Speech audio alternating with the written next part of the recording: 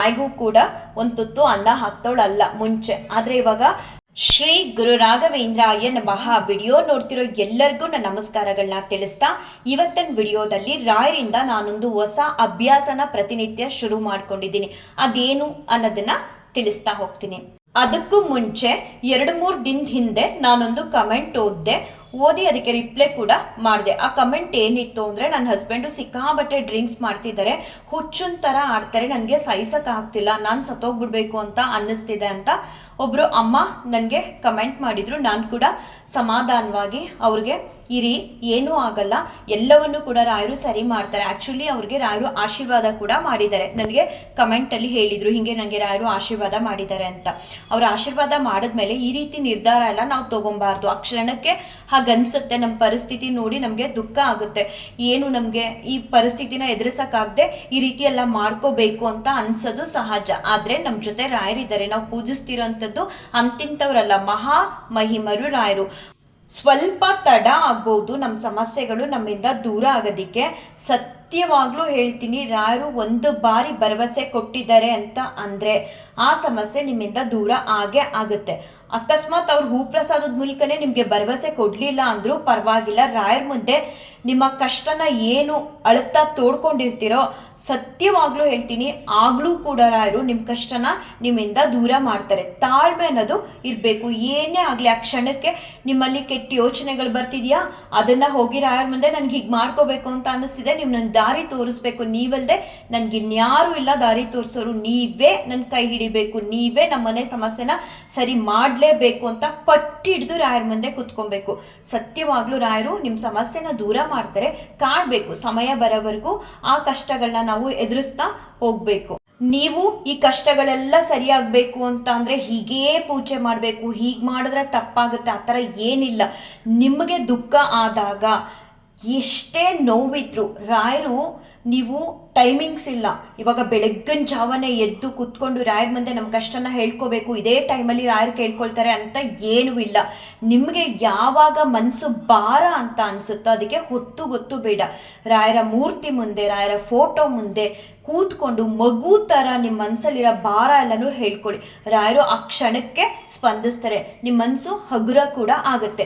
ಇನ್ನು ಪ್ರತಿನಿತ್ಯ ಪೂಜೆ ಅಂತ ಬಂದಾಗ ರಾಯರಿಗೆ ಪೂಜೆ ಮಾಡೋದ್ರಿಂದ ನಮ್ಮ ಕಷ್ಟಗಳನ್ನ ಸರಿ ಮಾಡಿ ನಮ್ಮ ಕೈ ಹಿಡಿತಾರೆ ಅನ್ನೋದು ಒಂದು ಅರ್ಥ. ಆದರೆ ನಾವು ತುಂಬ ಕಷ್ಟದಲ್ಲಿದ್ದೀವಿ, ಈ ರೀತಿಯೆಲ್ಲ ಡಿಸಿಷನ್ ತೊಗೊಳ್ತಿದ್ದೀವಿ ಅನ್ನೋ ಯೋಚನೆಗಳು ಬಂದಾಗ ನೀವೆಲ್ಲೇ ಇರಿ, ಹೇಗೆ ಇರಿ, ನಿಮ್ಮ ಮನಸ್ಸಲ್ಲಿ ಕೈಯಲ್ಲಿ ಫೋಟೋ ಇಲ್ಲ ಅಂದರೂ ಪರವಾಗಿಲ್ಲ, ರಾಯರಿದ್ದಾರೆ, ರಾಯರನ್ನ ನಿಮ್ಮ ಕಣ್ಮುಂದೆ ಒಂದು ಇಮೇಜ್ ಮಾಡಿಕೊಂಡು ನಿಮ್ಮ ದುಃಖನ ಹೇಳ್ಕೊಂಡು ನಿಮ್ಮ ಭಾರನ ಕಮ್ಮಿ ಮಾಡ್ಕೊಳ್ಳಿ. ಕೆಲವೊಂದೊಂದ್ಸಲ ರಾಯರನ್ನ ನೀವೆಷ್ಟು ಬಾರಿ ಎಷ್ಟು ಅಲಂಕಾರ ಮಾಡಿ ನಾನಾ ರೀತಿಲಿ ಪೂಜಿಸಿದ್ರು ರಾಯರು ನಿಮಗೆ ಆಶೀರ್ವಾದ ಮಾಡಿರಲ್ಲ, ಅಥವಾ ರಾಯರು ನಿಮಗೆ ಸ್ಪಂದಿಸಲ್ಲ. ಆದರೆ ನಿಮ್ಮ ಮನಸ್ಸಿನ ದುಃಖನ ಒಂದು ತಂದೆ ತಾಯಿ ಮುಂದೆ ನಾನು ನಿಸ್ಸಹಾಯಕಳಾಗಿ ಇದ್ಬಿಟ್ಟಿದ್ದೀನಿ, ನನಗೆ ಸಹಾಯ ಮಾಡೋದು ಯಾರೂ ಇಲ್ಲ ನಿಮ್ಮನ್ನು ಬಿಟ್ಟು, ನನ್ನ ಕಷ್ಟನ ನೀವು ಮಾತ್ರ ಕೇಳಿಸ್ಕೋಬೇಕು ಅಂತ ಒಂಥರ ಮಕ್ಳ ಥರ ಕುತ್ಕೊಂಡು ಹೇಳ್ತೀವಲ್ಲ ನೋಡಿ, ಆವಾಗ ಹೇಗಾದರೂ ಸರಿ ರಾಯರು ಕರ್ಗೋಗ್ತಾರೆ, ನಿಮ್ಗೊಂದು ಆಶೀರ್ವಾದನ ಮಾಡೇ ಮಾಡ್ತಾರೆ. ನಾನು ನೋಡ್ತಿದ್ದೀನಿ, ನೀನು ದುಃಖ ಪಡೋದನ್ನ ನನ್ನ ಕೈಲಿ ಸಹಿಸೋಕ್ಕಾಗ್ತಿಲ್ಲ, ನಾನಿದ್ದೀನಿ, ನಾನು ಸರಿ ಮಾಡ್ತೀನಿ ಅಂತ ನಿಮಗೆ ಒಂದು ಸಮಾಧಾನ ಅನ್ನೋದನ್ನ ಮಾಡ್ತಾರೆ. ಆ ಸಮಾಧಾನ ಅನ್ನೋದನ್ನ ಮಾಡಿದ್ಮೇಲೆ ನೀವು ಭರವಸೆ ಇಟ್ಕೋಬೇಕು, ರಾಯರ ಮೇಲೆ ನಂಬಿಕೆ ಇಟ್ಕೋಬೇಕು. ಒಂದೇ ಕ್ಷಣಕ್ಕೆ ಎಲ್ಲ ಸಮಸ್ಯೆಗಳು ಸರಿಯಾಗಲ್ಲ, ದಿನ ಕಳೀತಾ ರಾಯರೇ ನಿಮಗೆ ದಾರಿ ತೋರಿಸ್ತಾರೆ. ಯಾವುದಾದ್ರೂ ಒಂದು ಕಷ್ಟದಲ್ಲಿದ್ದರೆ ಆ ಪರಿಸ್ಥಿತಿಯಿಂದ ಹೇಗೆ ಬರಬೇಕು ಅಂತ ರಾಯರು ಭರವಸೆ ಕೊಟ್ಟಿದ್ದಾರೆ ಅಂದಮೇಲೆ ನಾವು ಧೈರ್ಯವಾಗಿರಬೇಕು. ಎಂಥದ್ದೇ ಕಷ್ಟ ಬರಲಪ್ಪ, ನೀವಿದ್ದೀರಾ, ನಮ್ಮನ್ನು ಕಾಪಾಡ್ತೀರಾ, ನೀವು ಹೇಳಿದ್ದೀರಾ ಕಾಪಾಡ್ತೀನಿ ಅಂತ, ನಾನು ನಿಮ್ಮನ್ನು ನಂಬಿದ್ದೀನಿ ಅಂತ ರಾಯರ ಮುಂದೆ ನಿಮ್ಮ ದುಃಖನ, ನಿಮ್ಮ ಮನಸ್ಸಿನ ಭಾರ ಕಮ್ಮಿ ಆಗೋವರೆಗೂ ಕೂತು ಹೇಳ್ಕೋಬೇಕು. ನಾವೇನು ಮಾಡ್ತೀವಿ, ಆಲ್ಮೋಸ್ಟ್ ರಾಯರಿಗೆ ಸಮಯ ಅನ್ನೋದನ್ನ ಕೊಡಲ್ಲ.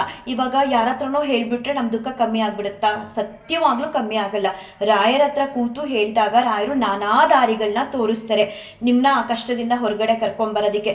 ಅಥವಾ ನಿಮ್ಗೇನು ಕೆಲಸನೇ ಇಲ್ವಾ, ರಾಯರು ಅದಕ್ಕೂ ಅಂದರೆ ರಾಯರು ನೀವು ಅವ್ರ ಮುಂದೆ ಮಕ್ಕಳಾಗಿ ಕೂತಾಗ ನಿಮ್ಮ ಭವಿಷ್ಯದ ಬಗ್ಗೆ ಯೋಚನೆ ಮಾಡ್ತಾರೆ. ನೀವೆಷ್ಟು ಸಮಯನ ರಾಯರಿಗೆ ಕೊಡ್ತೀರೋ ಅಷ್ಟು ಅವರು ನನ್ನ ಮಕ್ಕಳ ಭವಿಷ್ಯ ಹೇಗಿರಬೇಕು, ಯಾವ್ಯಾವ ರೀತಿ ಆ ಭವಿಷ್ಯನ ನಾನು ರೂಪಿಸ್ಬೇಕು, ಏನೇನು ಕಷ್ಟಗಳಿದೆ ಆ ಕಷ್ಟಗಳನ್ನ ಹೇಗೆ ದೂರ ಮಾಡಬೇಕು, ಅವ್ರ ಇಷ್ಟಾರ್ಥಗಳು ಏನಿದೆ ಅನ್ನೋದನ್ನು ಕೂಡ ರಾಘವೇಂದ್ರ ಸ್ವಾಮಿಗಳು ತಿಳ್ಕೊಳ್ತಾರೆ. ನಾವು ಅವ್ರಿಗೆ ಸಮಯ ಅನ್ನೋದನ್ನ ಕೊಡಬೇಕು. ಈಗ ಮನೆ ಕೆಲಸ ಎಲ್ಲ ಬಿಟ್ಟು, ಆಫೀಸ್ ಕೆಲಸ ಎಲ್ಲ ಬಿಟ್ಟು ಯಾರ ಮುಂದೆ ಕೂತ್ಕೋಬೇಕು ಅಂತ ಅಲ್ಲ. ನಮ್ಮ ಮನಸ್ಸಲ್ಲಿ ಏನೇ ಕೆಲಸ ಮಾಡ್ತಿರ್ಲಿ, ನಮಗೆ ಸಮಯ ಇಲ್ವಾ, ಆಫೀಸ್ಗೆ ಹೋಗ್ಬೇಕಾ, ಮನೇಲಿ ಕೆಲಸಗಳಿರುತ್ತಾ, ಆ ಎಲ್ಲ ಕೆಲಸಗಳನ್ನು ಮಾಡ್ತಾ ನೀವು ರಾಯರಿಗೆ ಸಿಕ್ಕಾಬಟ್ಟೆ ಹತ್ರ ಆಗ್ಬೋದು. ಹೇಗೆ ಅಂತ ಅಂದರೆ, ಇನ್ನೂ ರಾಯರು ಈ ರೀತಿ ಮಾಡಿದಾಗ ನಿಮ್ಮನ್ನ ಮೆಚ್ಚುತ್ತಾರೆ. ನಿಮ್ಮೆಲ್ಲ ಕೆಲಸಗಳ ಜೊತೆ ರಾಯರಿದ್ದಾರೆ ಅಂದ್ಕೊಂಡು ಶ್ರೀ ರಾಘವೇಂದ್ರಾಯ ನಮಃ, ಶ್ರೀ ರಾಘವೇಂದ್ರಾಯ ನಮಃ ಅಂತ ನಿಮ್ಮ ಮನಸ್ಸಲ್ಲಿ ಹೇಳ್ತಾ ಹೇಳ್ತಾ ನಿಮ್ಮೆಲ್ಲ ಕೆಲಸಗಳನ್ನ ಮಾಡ್ತಾ ರಾಯರಿಗೆ ಹತ್ರ ಆಗೋದಕ್ಕೆ ನೋಡಿ. ಖಂಡಿತ ನಾನು ಹೇಳ್ತೀನಿ, ಒಂದ್ಸಲ ಇವಾಗ ಹುಟ್ಟಿದಿರಲ್ವಾ ಆಲ್ರೆಡಿ, ಇವಾಗ ನಾವು ಬದುಕಿ ಎಷ್ಟೋ ವರ್ಷ ಆಗಿದೆ, ಜೀವನ ನಡೆಸ್ಕೊಂಡೇ ಬರ್ತಿದ್ದೀವಿ. ಆದರೆ ರಾಯರಿಗೆ ಹತ್ರ ಆದ್ಮೇಲಿಂದ ನಾವು ಹೊಸದಾಗಿ ಭೂಮಿ ಮೇಲೆ ಜನಿಸಿದೀವಿ ಅನ್ನೋದಕ್ಕೆ ಶುರುವಾಗುತ್ತೆ. ಅಂತಂತ ಅನುಭವಗಳನ್ನ ರಾಯರು ಮಾಡ್ತಾರೆ. ರಾಯರಂದ್ರೆ ಒಂದು ನಂಬಿಕೆ, ಒಂದು ಶಕ್ತಿ, ಒಂದು ಧೈರ್ಯ ಇದ್ದ ಹಾಗೆ. ಸದಾ ನಿಮ್ ಜೊತೆ ಇರ್ತಾರೆ ರಾಯರು. ನೀವು ಯಾವಾಗ ಶ್ರೀ ರಾಘವೇಂದ್ರಾಯ ನಮಃ ಅಂತ ರಾಯರ್ನ ಕೂತಲ್ಲಿ ನಿಂತಲ್ಲಿ ನಿಮ್ಮ ನರ ನಾಡಿ ಎಲ್ಲ ರಾಯರು ರಾಯರು ಅಂತಿರ್ಬೇಕು. ಅವಾಗ ನೋಡಿ ಕಷ್ಟಗಳೇ ನಿಮ್ಮ ಹತ್ರ ಬರಲ್ಲ. ಅದು ಚೆನ್ನಾಗಿರುತ್ತೋ, ಅಥವಾ ನಿಮ್ಮ ಕಷ್ಟಗಳು ಸರಿ ಆಗ್ತಿಲ್ಲ, ನಾನು ಹಾಗೆ ಮಾಡ್ಕೋಬೇಕು ಹೀಗೆ ಮಾಡ್ಕೋಬೇಕು, ರಾಯರನ್ನ ಪೂಜಿಸ್ತಿದ್ದೀನಿ, ನಮ್ಗೆ ಒಲಿತಿಲ್ಲ ರಾಯರು ಅಂತ ಈ ರೀತಿ ಯೋಚನೆ ಮಾಡ್ಕೊಂಡೇ ಕೂತಿರ್ತೀರ. ನೀವೇ ಯೋಚನೆ ಮಾಡಿ ನಿರ್ಧಾರ ಮಾಡಿ.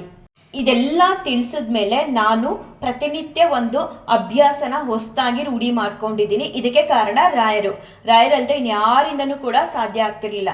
ಏನು ಆ ಹೊಸ ಅಭ್ಯಾಸ, ಅದಕ್ಕೂ ಮುಂಚೆ ಹೇಗಿತ್ತು ನನ್ನ ಪರಿಸ್ಥಿತಿ ಅಂದರೆ, ಇವಾಗೆಲ್ಲ ನಿಮ್ಗೆ ಏನು ಎಕ್ಸ್ಪ್ಲೈನ್ ಮಾಡಿದೆ ಅಷ್ಟೇ ಕಷ್ಟಗಳನ್ನ ನಾನು ಕೂಡ ಅನುಭವಿಸಿದ್ದೀನಿ. ನಾನು ಕೂಡ ಎಷ್ಟೊಂದು ಸಲ ಯಾಕೆ ಬದುಕಬೇಕು ಅಂತ ಅನಿಸ್ಬಿಟ್ಟಿದೆ ಮನಸ್ಸು. ಅಷ್ಟು ಯೋಚನೆಗಳು, ಅಷ್ಟು ದುಃಖಗಳನ್ನ ನಾನೂ ಕೂಡ ಬದುಕಲ್ಲಿ ಅನುಭವಿಸೇ ಬಂದಿರೋದು. ಹೇಳೋದಕ್ಕೆ ಅಸಾಧ್ಯ. ಯಾವಾಗ ನೋಡಿದ್ರು ಒಂದಲ್ಲ ಒಂದು ರೀತಿ ಕಷ್ಟಗಳು, ಒಂದಲ್ಲ ಒಂದು ರೀತಿ ವಿಚಾರಕ್ಕೆ ದುಃಖ ಪಡ್ತಾನೆ ಇದ್ದೆ. ಆದರೆ ರಾಯರು ಬಂದ ಮೇಲೆ, ರಾಯರು ನನ್ನಲ್ಲಿ ಭಕ್ತಿ ಅನ್ನೋದನ್ನ ಕೊಟ್ಟ ಮೇಲೆ ಎಲ್ಲವೂ ಕೂಡ ಬದಲಾಯಿತು. ಎಷ್ಟು ಮಟ್ಟಿಗೆ ಬದಲಾಗಿದೆ ಅಂದರೆ, ಇವಾಗ ನಾನು ಕೂತ್ಕೊಂಡು ರಾಯರ ಬಗ್ಗೆ ವಿಡಿಯೋ ಮಾಡ್ತೀನಿ ಅಂದರೆ ನನಗೇನೆ ಒಂದೊಂದ್ಸಲ ನಂಬೋದಕ್ಕೆ ಅಸಾಧ್ಯ. ಅಷ್ಟು ಅನುಗ್ರಹನ ಮಾಡಿ ನನ್ನನ್ನು ಬದಲಾಯಿಸಿ ಇವಾಗ ನಾನೊಬ್ರಿಗೆ ರಾಯರ ಬಗ್ಗೆ ತಿಳಿಸೋ ಅಷ್ಟು ನನಗೆ ಅನುಗ್ರಹನ ಮಾಡ್ತಾ ಬರ್ತಿದ್ದಾರೆ ರಾಯರು. 3 ತಿಂಗಳಿಂದ ಹೊಸದಾಗಿ ಏನು ಅಭ್ಯಾಸನ ಶುರು ಮಾಡ್ಕೊಂಡಿದ್ದೀನಿ ಅಂದರೆ, ನಾನು ಪ್ರತಿನಿತ್ಯ ರಾಯರಿಗೆ ಸೇವೆ ಎಲ್ಲ ಸಲ್ಲಿಸ್ತೀನಿ ಅಲ್ವಾ. ಬೆಳಗಿನ ಜಾವ 3:40 3:50ಗೆ ಎದ್ದೇಳ್ತೀನಿ. ಅದು ಹೇಗೆ ಸಾಧ್ಯನೋ ನನಗಂತೂ ನಂಬೋದಕ್ಕೂ ಅಸಾಧ್ಯ. ಬಟ್ ಪ್ರತಿನಿತ್ಯ ಎದ್ದೇಳ್ತೀನಿ.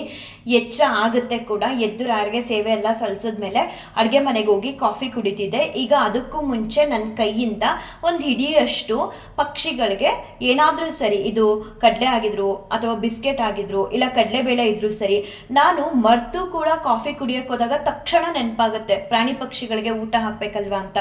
ಏನೋ ಆ ಸಮಯಕ್ಕೆ ಏನಿರುತ್ತೆ ಅದನ್ನು ತೊಗೊಂಡೋಗಿ ಒಂದು ಹಿಡಿಯಷ್ಟು ನಾನು ಹಾಕ್ತೀನಿ. ಹಾಕ್ತೆ ಮರ್ತರೂ ಕೂಡ ನನಗೆ ನೆನಪು ಮಾಡ್ತಾರೆ ರಾಯರು.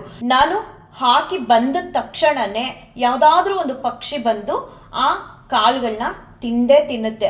6 ಗಂಟೆ ಆಗಿರ್ಬೋದು, 6:10 ಆಗಿರ್ಬೋದು, 6:15 ಆಗಿರ್ಬೋದು. ನಾನು ಮಾತ್ರ ಫಸ್ಟು ಹಾಕಿ ಬರ್ತೀನಿ.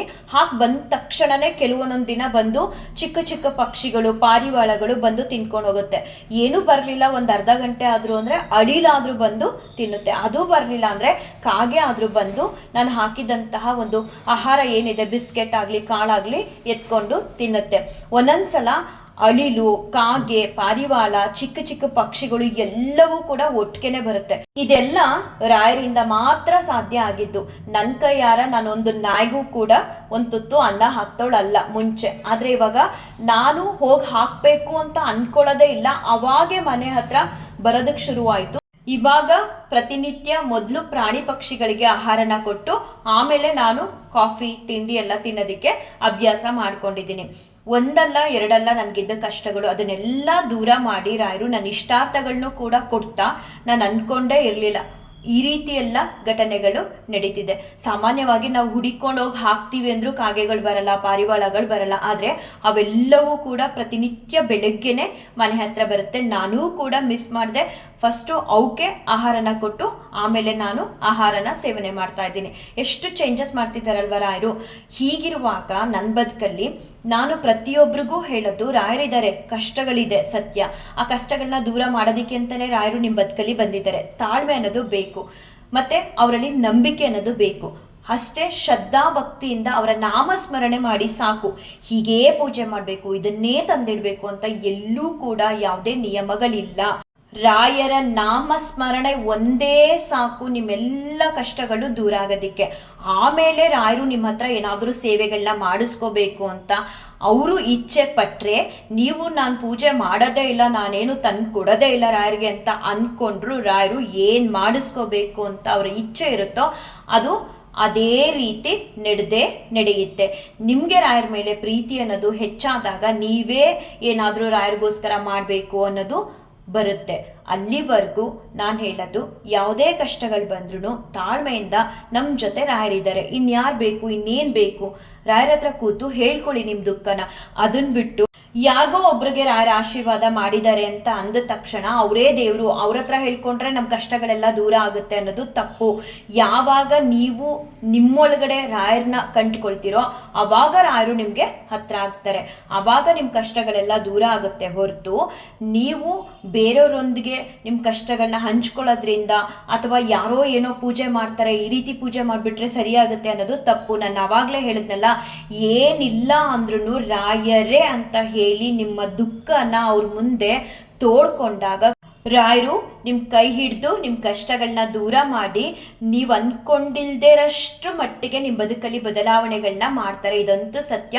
ರಾಯರ ಮೇಲೆ ನಂಬಿಕೆ ಇಡಿ, ರಾಯರಿಗೆ ಸಮಯನ ಕೊಡಿ, ರಾಯರ ಸೇವೆನ ಮಾಡಿ ನಿಮ್ಮ ಕಷ್ಟಗಳನ್ನೆಲ್ಲ ದೂರ ಮಾಡ್ಕೊಳ್ಳಿ ಅಂತ ಹೇಳ್ತಾ, ರಾಯರ ಹತ್ರನೂ ಕೂಡ ಯಾರೆಲ್ಲ ಈ ಕ್ಷಣಕ್ಕೂ ಕೂಡ ನಿಮ್ಮ ಭಕ್ತರಾಗಿ ಕಷ್ಟದಲ್ಲಿದ್ದಾರೋ ಅವ್ರ ಕಷ್ಟಗಳನ್ನೆಲ್ಲ ದೂರ ಮಾಡಿ ಅಂತ ಕೇಳ್ಕೊಂಡು, ಹಾಗೆ ನನಗೆ ಬಂದಿರೋ ಈ ಕಮೆಂಟ್ನ ರಾಯರ ಪಾದಕ್ಕೆ ಅರ್ಪಿಸ್ತೀನಿ. ಯಾಕಂದರೆ ಇವತ್ತು 4-5 ಪ್ರಾಣಿ ಪಕ್ಷಿಗಳು ನಮ್ಮ ಮನೆ ಹತ್ರ ಏನೋ ಬಂದು ನಾನು ಕೊಡುವಂಥದ್ದನ್ನು ಆಹಾರನ ಸ್ವೀಕಾರ ಮಾಡ್ತಿದ್ದಾವೆ ಅಂತ ಅಂದರೆ ಅದಕ್ಕೆ ಕಾರಣ ರಾಯರು. ಶ್ರೀ ಕೃಷ್ಣಾರ್ಪಣಮಸ್ತು, ಶ್ರೀ ಕೃಷ್ಣಾರ್ಪಣಮಸ್ತು, ಶ್ರೀ ಕೃಷ್ಣಾರ್ಪಣಮಸ್ತು.